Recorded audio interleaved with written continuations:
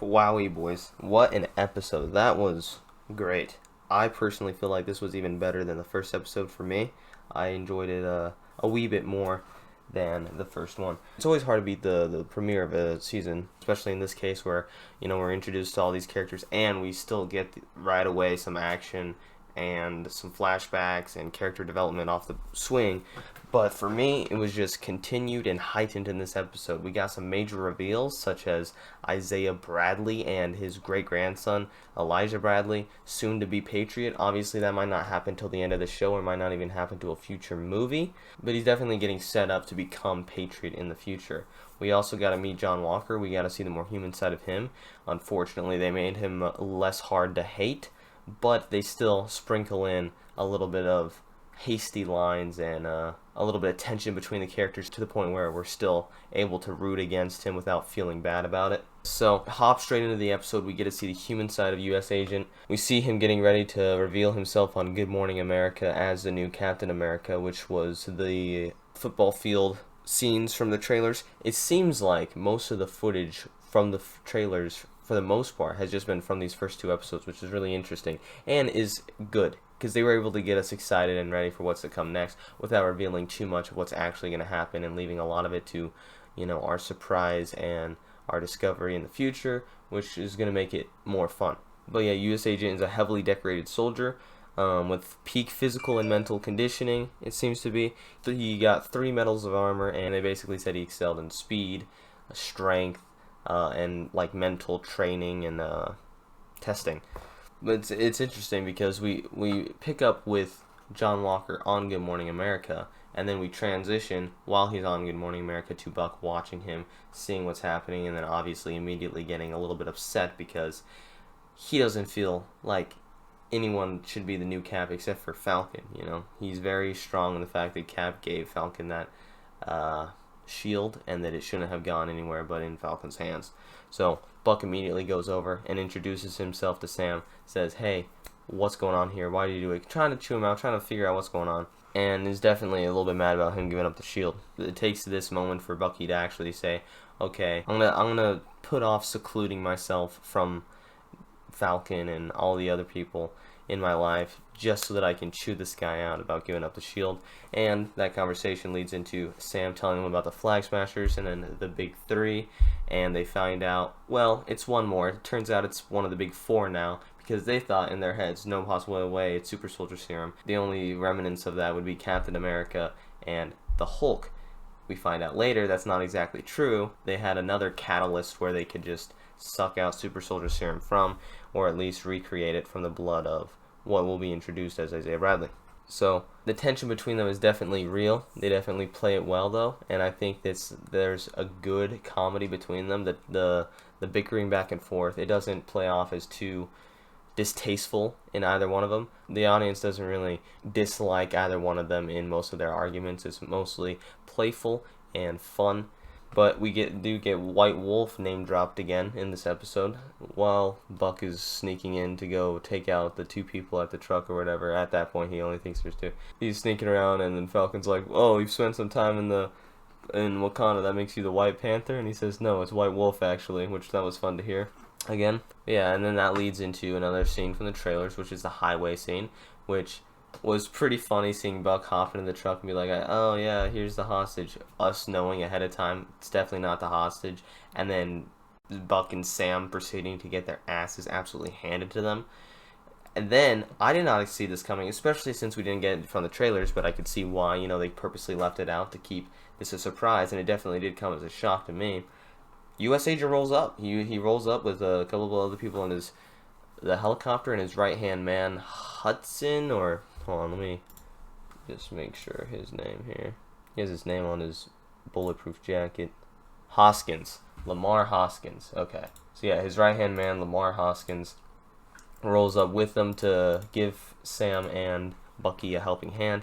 But even that's not enough, because it's 5 super soldiers against 4 normal dudes, plus Bucky, who's a super soldier and has a metal arm.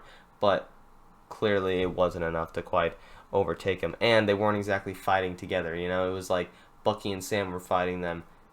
U.S. Agent or Captain America 2, John Walker and Lamar Huskins were fighting them, but they were honestly kind of getting in each other's way at a certain point because of the tension there and the distrust and all that stuff. I wrote down U.S. agent saves their asses, but clearly that is not how it went down. But after Sam and Bucky get tossed away from the fight, it's interesting that Bucky straight up says, "Those were all super soldiers, Sam." So just confirming, yep, indeed, these guys do have the juice, and it is very interesting. New Cap definitely needs some juice. He might get it, but Sam could definitely also use some of that super soldier serum. Just help him out a little bit here. Then they hop in the Jeep, have a slightly awkward car ride where U.S. agent is trying to break through to him, trying to say, hey, I'm not trying to replace Cap here. I just am trying to be the best possible Captain America I can be and fight for the people, all this. And, you know, it is tough because it's showing that he's not exactly souped up to be this bad guy, this completely bad guy. You know, obviously they're trying to make him look like he's not all bad so that it's a little bit more complex of a villainous character or an antagonist. But even still, he finds ways to cross over the boundaries and to take conversations too far, both in the Jeep conversation leading to Bucky and Sam dipping out of there, and later on in the episode after he bails Bucky out of jail. So he says he's just trying to be the best Captain America he can be, but, and I quote, "It'd be a lot easier if I had Cap's wingman by my side."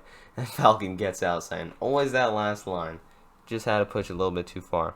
We then meet up to the Flag Smashers going to like a refugee area, spending the night, where we get Aaron Kellyman's character's name reveal, which is Carly M. There's no chance I pronounce her name correctly, so I'm just calling her Carly M. Carly Morgenthau. Hopefully that was good enough. And then we find out that their motto is one will, one people. At first I thought it was one world, one people, but at the very end of the episode when they say it again, it sounds more like one will, one people. No, it is one world, one people. Okay. Dude, I was hearing both, I swear. But yeah, one world, one people. Which, you know, it's a nice sentiment, but their means is clearly not the answer here. But yeah, Bucky just straight up says, let's freaking take this shield back. Don't care who he is. Well, let's just steal it back, see what happens. And then Sam talks him down saying, well, I don't exactly want to be on the run again for the rest of my life like I was with Cap whenever we stole it the first time. Stole it, basically saying it's government property, and Cap and Sam went against the Soviet courts and were on the run for a while. But then we get introduced to Isaiah frickin' Bradley, dude. We find out that they met before, and the U.S. sent Isaiah Bradley to go beat up the Winter Soldier, which he did successfully, and took half of Bucky's arm with him. Very interesting. And Bucky tries to say, I don't want to be a killer anymore. Isaiah's pretty upset. Obviously, he has the right to be. Not only did the U.S. government do some messed up stuff to him, but Bucky personally, you know, was an antagonist for him, and they got into a little bit of a tussle back in the day. So, pretty easy to understand. But yeah, so we learn a little bit about that past there.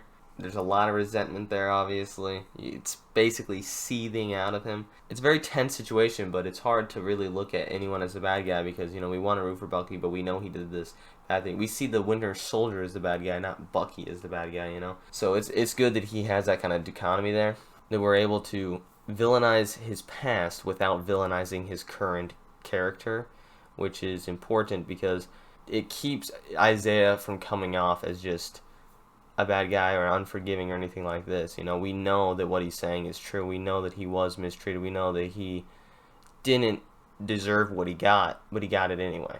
And he got it because of prejudice. So that was really interesting. And we meet his great-grandson, like I said, Elijah Bradley, which will be the Patriot. I'm assuming they're setting him up for the future Young Avengers movie, along with Cassie Lang and Hawkeye's daughter and what have you. Who knows when that'll be? It'll probably be further down the road. I don't know if we'll see his character again. I kind of want to assume we will see them again, but there's really no way of knowing. There's no IMDb credit for Elijah Bradley. There is an IMDb credit for a few different Bradleys, but they're not characters on the show. It's just you know, like casting directors and stuff like that. So it seems to be that we don't actually know if we'll see them again or not. Hopefully we do, but honestly, we could go without it. We got the character introduction, which I think is enough. They can save the rest of a more official introduction and character whatnot going on in a future Marvel project or movie. this show is supposed to just be about Falcon and the Winter Soldier, so that's all they really need to make it about. But it was cool to see him either way, whether he's coming again soon or not. Bucky and Sam then get in a little bit of a tussle outside of the house, and the cops show up and just are straight up racist towards Sam until they figure out that Sam is Falcon, and they're like, "Oops, my bad." Then they see that there's a warrant out for Bucky's arrest. They arrest him, take him in. John Walker is the one that bails him out, not his therapist like we are first initially led to believe. Yeah, freaking John Walker, that has to sting a little bit. Like, the guy you're kind of actively hating against bails you out of jail, but I'm sure he's just happy to be out either way. But then we get the therapy session that we saw in the trailers between Bucky and Sam, which was absolutely hilarious. Not too much more added to the scene, just a little bit more of the actual realness, I would say. We actually see how they are feeling about each other and their situation a little bit more. And we get a little bit more honesty between them. She runs them through a few exercises. The miracle question, which I hadn't heard of before, but was pretty funny. And then soul gazing, which it was just fun to see these characters bounce off each other, crack jokes and stuff like that. It's also nice to have both the bickering, arguing interactions between them where they're bouncing off each other and kind of, going back and forth, and also the more emotional side, how they're actually feeling about each other and what's actually bothering them and causing them to react in this way. It's nice to see both sides of them. There's definitely emotional distress between the two, but it's still fun every time we see their interactions. But it was really nice going from them immediately joking around to them kind of opening up slightly and saying why Bucky's upset, and Sam just saying, I was just trying to do what's right. So Bucky was clearly upset with Sam giving up the shield, and part of his reasoning behind it was, well, if you gave up the shield and that means that Cap was wrong about you, then that means that Cap could be wrong about me too. And he really does want to be a better person. He doesn't want to still be the Winter Soldier, but he's worried that he'll never be able to escape his past. Obviously, Sam responds with, I was just trying to do what was right. And it's just, it's nice to be able to see the actual conflict and motivation between the characters and behind each character's actions. So, it's good to see. However, when Bucky left the room and said goodbye to his doctor or therapist, it felt like he was saying he wasn't going to see her again. And maybe this is meaning that he's taking the shield back, even if it means he has to go on the run forever, just because he feels so strongly that John Walker shouldn't have it. I might be reaching there. I don't know. Just the way he said goodbye, Doc, felt like it had a little bit of a hidden meaning there to it, or a little subtext. So I'll play the clip real quick so that you can kind of see what I'm talking about. What was rule number 2 again? Don't hurt anyone. Goodbye, Doc. So I don't know, I might be reaching a bit. I just felt like there was something more to it. Yeah, then they meet up with John Walker outside. He wants to talk to him, and they basically say, I think we should work together. Sam and Bucky say, well, you guys have to get a whole bunch of clearance. We're more free agents, so it wouldn't even make sense if we work together. That's kind of just their excuse for not having to, or being able to politely say, piss off, get out of here, don't want anything to do with you. But then we see that John Walker isn't necessarily a guy to just take crap. He might be a nicer fellow than we originally envisioned, but he still isn't gonna just bow down or give up. And so he responds with, okay, word of advice, then stay the hell out of my way. Basically saying, fine, I gave you the option to work together. If you don't want to do that, then I'm not going to work with you. And if you get in my way, there will be ramifications. Very interesting to see. Tension between them are building, but it's still, once again, difficult because we're seeing the other side of John Walker, the more human side and the more relatable side. We're seeing him as a person rather than just a villain. So, but then freaking Bucky and Sam decide, or more Bucky than Sam, but they decide, okay, it's time to go get some information on Hydra, what's happening in the past, how this super soldier serum is out there, where it's coming from, and either whether it's just trying to be stopped or whether they're trying to add a little bit to their side and then stop it. They go and they say, alright, it's time to meet up with Zemo.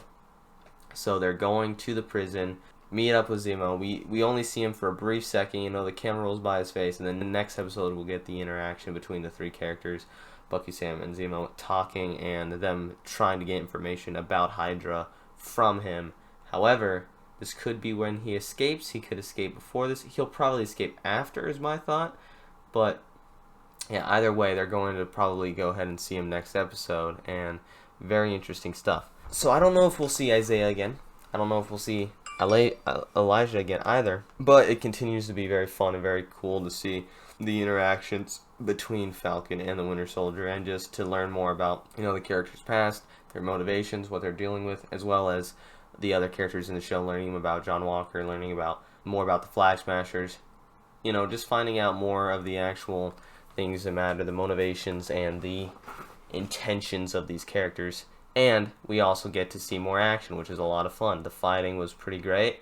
Falcon, his movement in the air was a little bit weird at a couple of parts. It threw me a little bit off guard, but nothing too crazy. It was a lot of fun though. The fight scenes were great.